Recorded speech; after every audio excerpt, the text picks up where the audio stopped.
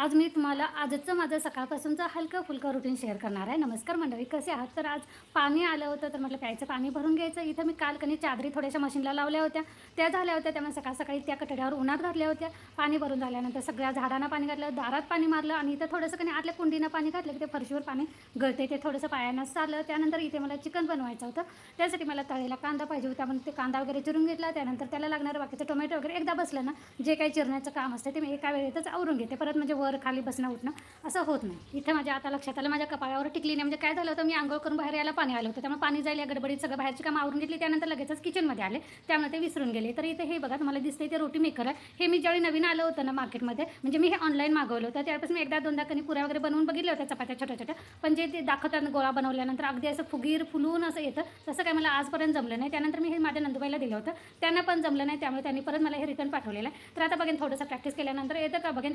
त्यासाठी मी हे इथं डोळ्यासमोर खालीच ठेवून देणार आहे, म्हणजे लक्षात आलं की मला बरं पडेल. तर इथं मी काल दही लावलं होतं आणि ते बघून इतकं छान वाटलं, तुम्हाला दाखवते. असं घट्टसर दही लागलं ना, इतकं बरं वाटतं. हे बघा, अगदी असं भाताचे काप कसे करावे असं लागलेलं आहे. चला तर पहिल्यांदा कांदा तळून घेऊया. कांदा तळताना लक्षात आलं की किटलीतलं तेल संपलेलं आहे, मग डब्यातलं काढायचं म्हटलं. आज मी चिकन थोडंसं वेगळ्या पद्धतीने करणार आहे, एक सरसरीत करणार आहे, पण अगदी कमी मसाल्यात करणार आहे. आणि तो संध्याकाळी 6:30 वाजता यूट्यूबला लॉंग व्हिडिओ अपलोड होईल, तर बघायला विसरू नका आणि आवडला तर लाईक देखील करा. डब्यातलं तेल कधी पण काढताना ना, हे बघा, टोपणाच्या विरुद्ध बाजूनं भांडं ठेवायचं आणि त्या बाजूनं असं उलटं करून काढायचं.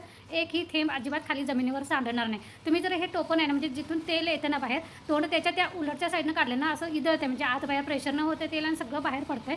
म्हणून कधी अशा पद्धतीनं काढून बघा. तर इथं तेल काढलं, त्यानंतर थोडंसं किटलीमध्ये भरून ठेवलं. थोडंसं मला कांदा तळण्यासाठी पाहिजे होतं, ते काढलं. आणि इथं आता उरलेल्या पातेल्यामध्ये मी चपातीला पीठ मळणार आहे, तर ते पीठ कणी मळल्यानंतर ह्या पातेल्यामध्ये मी काढून ठेवी. चला तर मंडळी, अजून बाकीची बरीचशी कामं आवरायची आहेत, पण हा मिनी ब्लॉग मी इथंच बंद करते. तुम्हाला जर आवडला तर एक लाईक नक्की करा आणि फॉलो करायला विसरू नका. बाय.